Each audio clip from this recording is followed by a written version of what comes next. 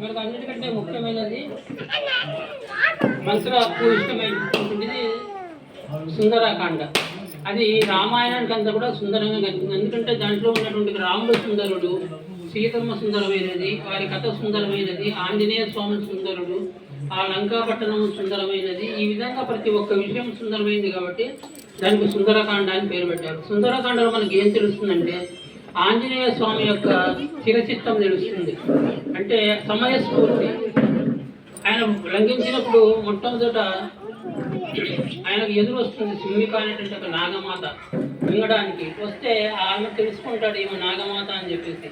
ఆయన ప్రణమిల్లి నేను సీతమ్మను కనుక్కోవడానికి పోతున్నాను, వచ్చిన తర్వాత నేను ఓడలేక పోతాను నేను అంటాడు. అంటే అప్పుడు ఆమె చెప్తుంది, లేదు నువ్వు మొదట నా నాట్లో పోయిన తర్వాతనే నువ్వు బయటికి పోతూ అంతవరకు లేదు, నాకు బ్రహ్మదేవుడు వరం ఇచ్చాడు కాబట్టి నువ్వు మొదట నాకు ఆహారం కావాల్సింది అంటే సరే